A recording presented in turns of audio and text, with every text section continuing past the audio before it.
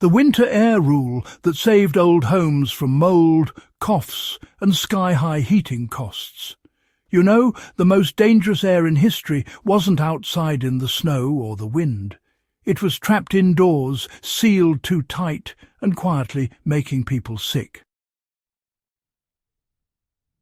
For centuries, long before electric heaters, insulation foam or air purifiers, people living in old homes followed a simple winter air rule. They didn't write it down as science. They learned it through survival. Ignore it, and walls rotted, lungs burned, and fuel vanished faster than it could be chopped.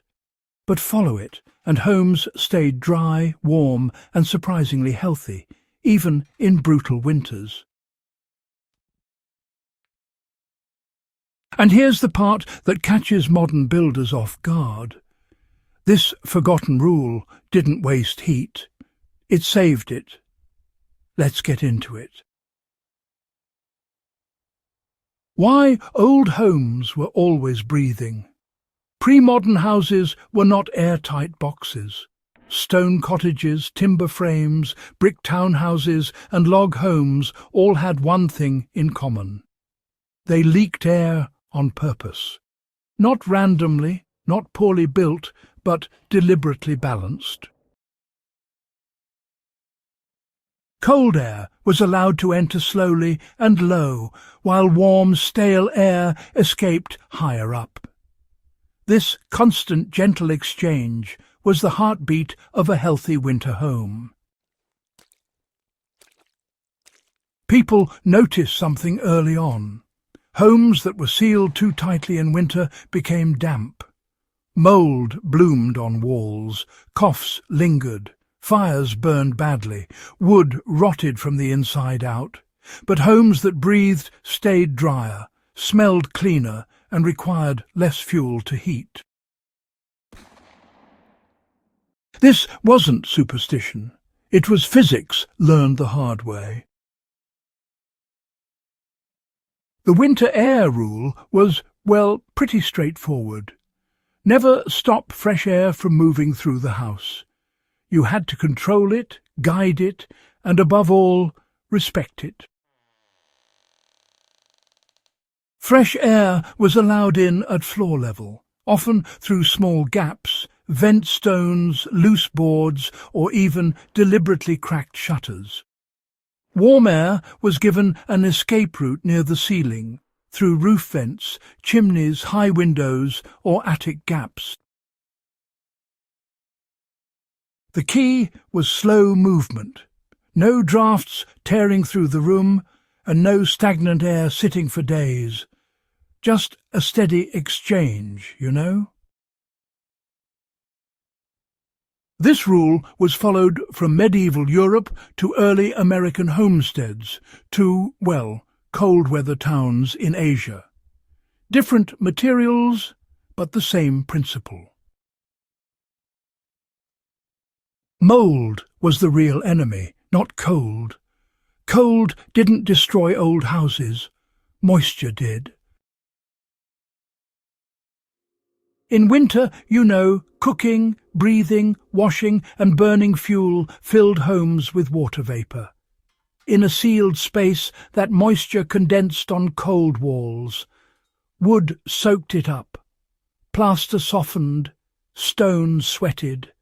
And, well, mould followed. People noticed that homes with constant airflow stayed dry, even when snow piled against the walls. The air carried moisture out before it could settle.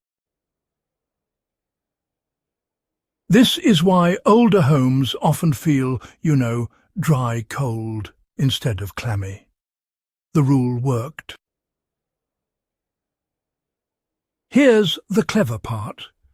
Dry air is easier to heat than damp air. By removing moisture, these homes actually felt warmer at lower temperatures. Less fuel, more comfort.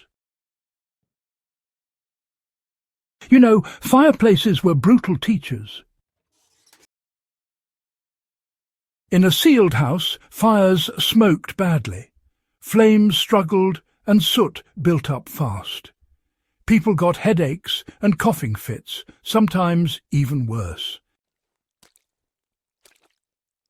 In homes with proper airflow, fires burned clean and hot. Oxygen flowed in low, smoke rose and exited high, and, well, the entire house participated in the draft. This turned the building itself into part of the heating system. Walls warmed evenly. Cold pockets disappeared. Chimneys pulled just enough air without robbing the room of heat. People learned quickly. Starve a fire of air, and it eats fuel without giving warmth. Feed it correctly, and it becomes efficient. Windows were tools, not weak points. Old windows weren't meant to be sealed shut all winter. Even in freezing weather, many households cracked an upper window slightly. Not enough to feel, but enough to move air. Cold air entered lower gaps, and warm air escaped above. This prevented condensation, kept bedding dry, and reduced illness. It also stopped frost from creeping across interior walls. In some regions, small vent windows were built specifically for winter use. They were placed high, angled, or shielded to prevent wind blast while still allowing air exchange. People didn't fear winter air. They feared trapped air. Why coughs vanished in breathing houses. Before antibiotics, people noticed patterns. Families living in damp, sealed homes coughed more. Chest sickness lingered. Winter illnesses dragged on. Children suffered the worst. In homes that followed the winter air rule, sickness still happened, but, recovery was faster. The air smelled cleaner. Smoke didn't hang. Beds stayed dry. Fresh air diluted smoke particles, mold spores, and combustion gases. It didn't eliminate disease, but it reduced the constant irritation that weakened lungs.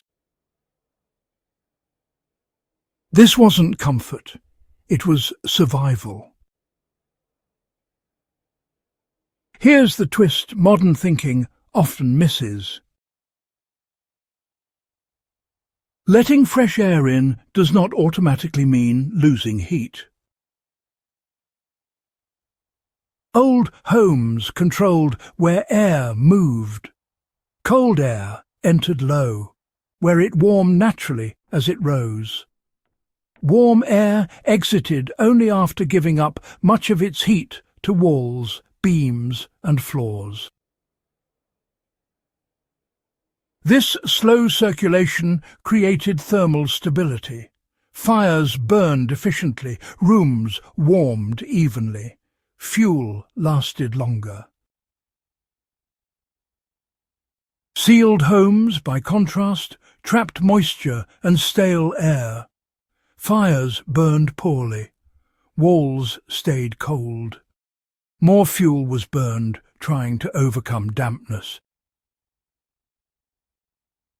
The rule didn't fight physics, it used it. Old building materials really helped make the rule work.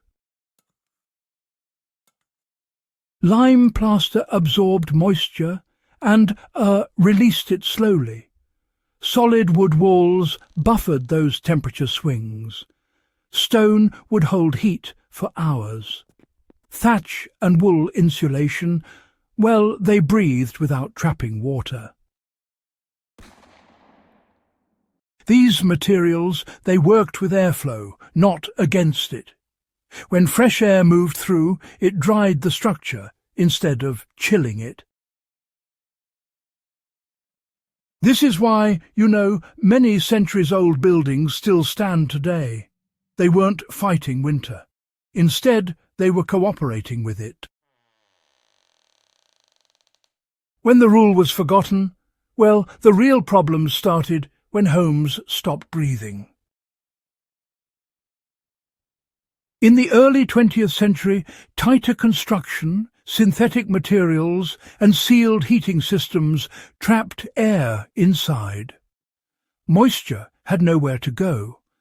Mold became common. Ventilation became mechanical instead of natural.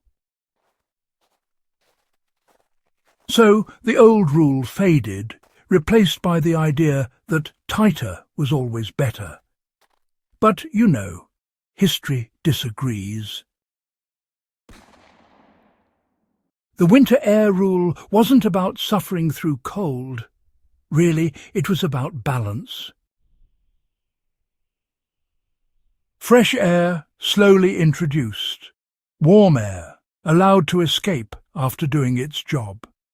Moisture never trapped, and fire always fed correctly.